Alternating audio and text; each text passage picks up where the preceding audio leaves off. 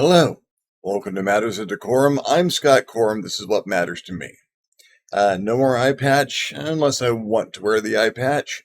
Or glasses. Cataract surgery appears to have been a success as of 3 days ago. A little ways ago. Yeah, the lens material in both of my eyes has been replaced with very fine quality lenses that, I guess I'm a cyborg now. It's a start. Now when they can do my back, we're talking. Occasionally there'll be, I do need reading glasses, apparently. But, I can pick up a dozen of these on Amazon at any time or drop by a drugstore and pick up spare. So it's not quite the same thing. And only when I'm using my phone or reading stuff on print, which happens every so often. It's happened again. Some time ago, a friend of mine informed me that she had a couple of friends who had not ever really had a good Dungeons and Dragons experience. And if you know me, and if you're watching this channel, you probably do, there is no faster way to get me to agree to run a game than by telling me I'm running it for someone who hasn't had a good experience. I've seen people play GURPS and I've heard about it. I've tried it once, it just didn't work out. My friends had to try playing D&D, but it just didn't work out. It was the group, they couldn't get it. It just wasn't very good. Telling me that someone you know has had a less than stellar experience with a tabletop role-playing game and suggesting maybe I could help out in that area, well, that's kind of what I feel like I do. I want to give people a positive experience of the games that I enjoy, of games in general, and give them a chance to see that it's not entirely the exercise in despair that they were led into thinking it was. And that can happen for a number of reasons, bad group chemistry or their styles of play don't match. If folks are just starting out, they're probably not even aware of their style of play. They're going to get into whatever game they can and see what fits and what doesn't. And some groups are good with that. Some groups aren't. Some players are disappointed and looking for maybe a better experience because everyone else seems to be enjoying it. So some time ago, this game started, and because of the quality of the people involved, I have no bad groups at the moment. I'm really, I have nothing but stellar groups of players right now. I could not be happier with the people that I've been playing with, this group included. And so we started with a session 0, so starting at 0, and this evening they hit 20th level. They fought through politics and banditry, because they weren't bandits. Facing magic and demons and all manner of things. 3 characters that could not have been more different from one another. Had they tried. And I don't think they tried to make the characters with quite the spread of capabilities and personalities and what have you. But it worked. It worked so well. And, you've got fresh people. When you start off, you're a little careful about what you drop in front of them because, well, you just don't know how it's going to work out. You want to see how they're reacting. And then as time went on, I was just able to drop more and more ridiculous things into the game, and they just ate it all up and fought through it and came out the other side stronger and a little bit angrier and ready to go after the next thing. And pathos and humor and tragedy and romance. It kind of is one of those campaigns that had it all. So those campaigns that just stretched every skill that I could throw at it, from the generation of maps to creation of custom monsters and writing material on the fly. I had more note taking personally, more note taking in this thing than I've had in maybe this might be the most note taking I've done for a campaign, at least in a decade, if not more. I drew maps, more than one map. I found alternate ways of mapping. I pushed my skills with drawing maps and making maps happen quickly, than more than I've done in the past. Reached into new resources on the web, and yeah, I had the Photoshop working with me, but I got some more Illustrator practice in, and really just threw myself at this thing because it's one of those, and we couldn't always meet on a schedule. This was a weekend game, and everyone involved, me included, has had stuff going on. Um, whether it's family things or a big move, or health matters. There were times in there where we'd miss a week or two or 7, 16, but we would get back to it and go to the notes and refresh our memories and have some social time, a couple of minutes of just making sure everyone's okay, and then just jump right into it. It's one of those games where when I asked if everyone's having fun at the end, I didn't always get a yes, which I really kind of appreciated. I really need that feedback when something going on that I need to know about it, when I've done something wrong or a situation that I've engineered hasn't worked out, or if there's just a problem in general. And working through things like that, it gives me a chance to refine my craft and see if I can't adjust storylines and plot arcs in just the right way. And there were course corrections. It was rocky. It was a wild ride, and it was amazing. I was able to bring in characters from other campaigns, use as NPCs that some of the folks there would recognize, not everyone, which worked because then they were able to spread some of that lore, and it just felt good to give some folks chances to play multiple characters, and work through some the characters all started damaged in one way, shape, or form, and the campaign wasn't over until they'd worked through it all. There were bad guys. There was a bad guy in the campaign named Count Villain, probably the last bad guy that we're going to face. And it turned out to be the last bad guy that we're going to face. And why would I name, aside from the reference to the Expendables 2, Jean-Claude Van Damme's character, Villain, uh, I loved that so much because it was so obvious, and I didn't get it for the first half of the movie. So, Count Villain. And it just worked all the way through.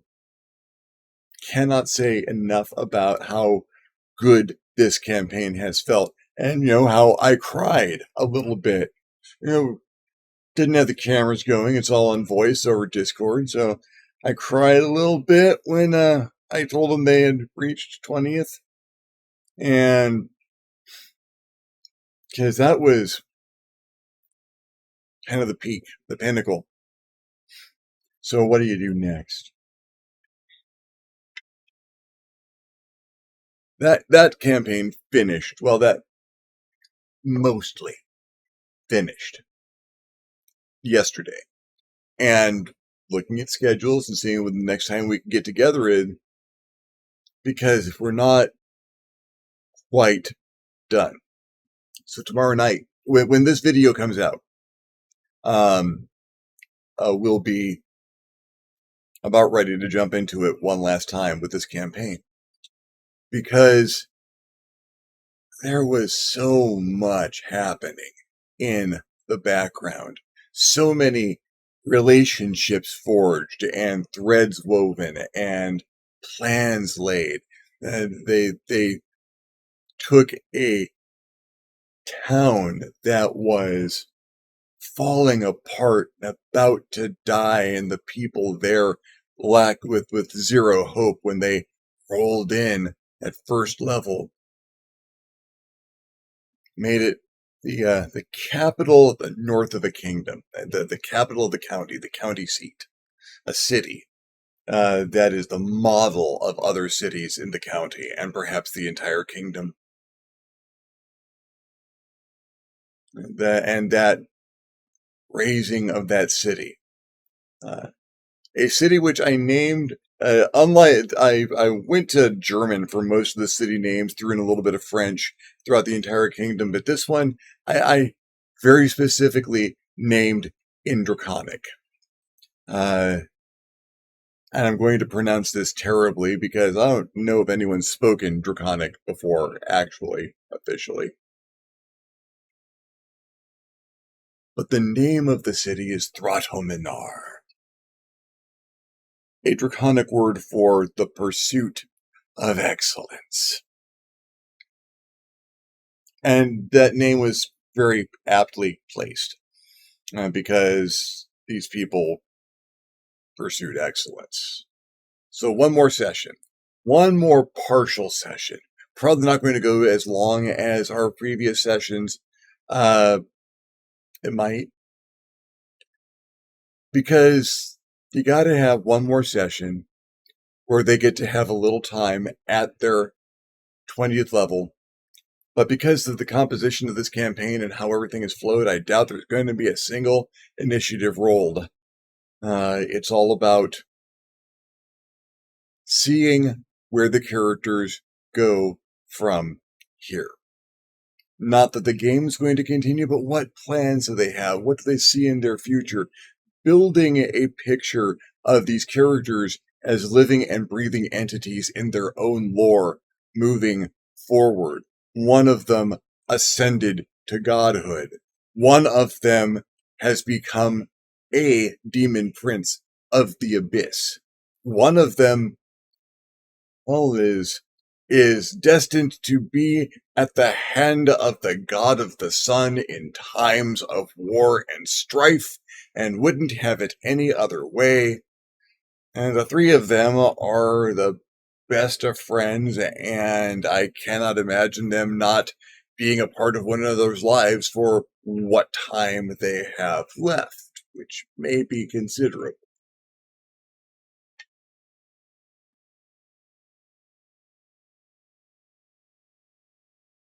So I want to hear the end of the story. I don't want to tell the end of the story.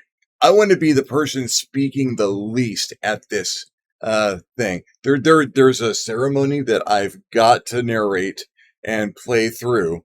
I'm hoping there's some screaming and yelling during it, but that's not up to me.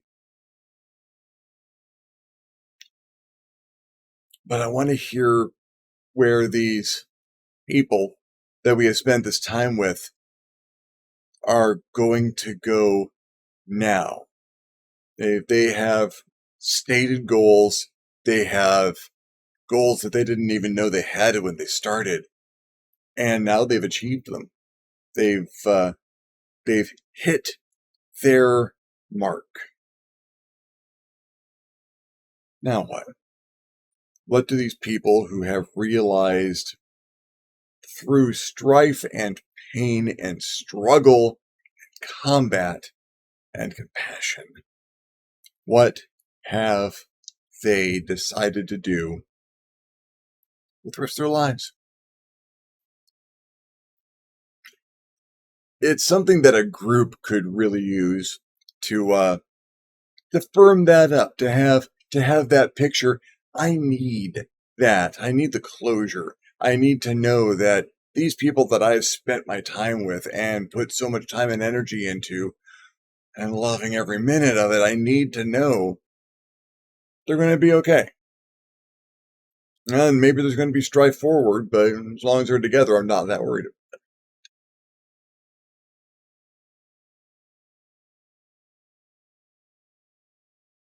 one more session. I've talked a lot about the session 0, that session before the game begins, where everyone makes their decisions, gets a little informed about the game they're going to be in, makes their decisions about their characters, maybe makes their characters, maybe a few minutes of role playing just to establish how things started out. But that's it. The story starts next session at 1, because this was session 0.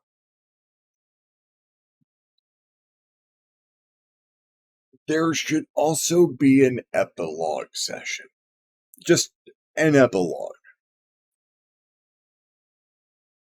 It does a few things. It provides closure to your poor dungeon master, who now is trying to put themselves back together after becoming emotionally entangled with these characters and realizing that for a time, it's time to say goodbye. It puts the group at ease. It capstones an achievement. 0 to 20 is not an easy thing to do. I've done a number of them. I'm very fond of my 0 to 20 campaigns. They always stand out, and make them. They make a mark. They change me. I push myself in these campaigns. I learn more things about myself as a game master and stretch that skill. Whether it's the number of people I'm dealing with, or the depth of the characters I'm dealing with, or the scope of the campaign, I push myself just a little bit more. I'm really looking forward to whatever the next one is.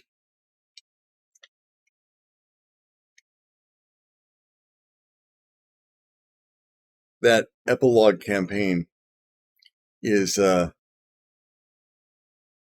in some ways, is that chef's kiss, that monk's feast, that Marvel Cinematic Universe end scene, that mid and post credits cut.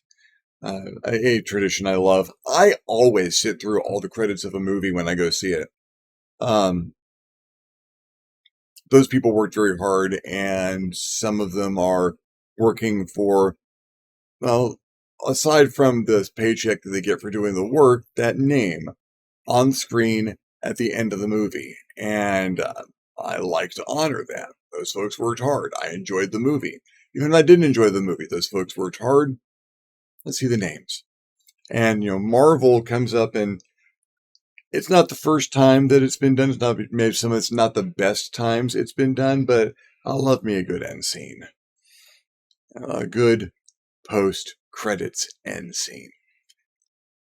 So I like to throw those in too. The epilogue's my chance.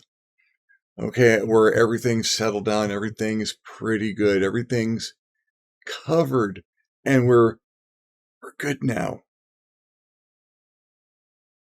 And then something from the past pops up, rolls one eye around, waves a little flag that says, "This ain't over yet," and we get a Looney Tunes "That's all, folks," followed by a question mark.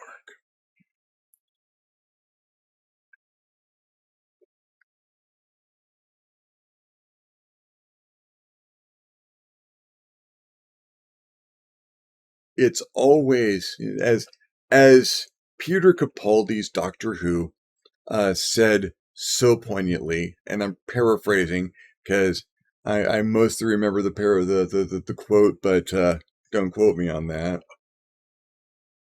Everything ends, and it's always sad.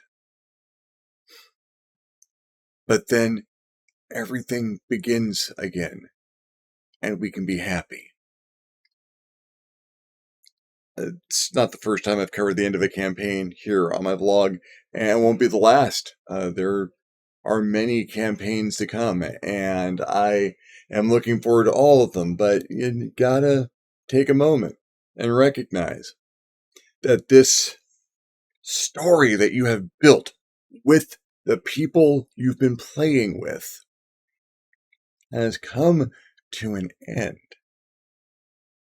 Happy ending, tragic ending, sad ending, and this one, series of happy endings in a world where they worked very hard to build those happy endings. And you got to leave that. But you're leaving that so you can journey to the next one. And everything that just happened isn't gone. That's a part of everything moving forward. And moving forward is what it's all about. Well, thank you for following me along with this particular rant. Really had to get this off my chest because, oh God, I damn near almost just busted out in tears at the end of this one. Not bad tears, just that happy tear, happiness and that feeling of, saying goodbye when you're not quite ready to say goodbye. And that's what the next session's for. If you enjoyed the video, give me a thumbs up. If you didn't enjoy the video, give me a thumbs down. Feedback is feedback.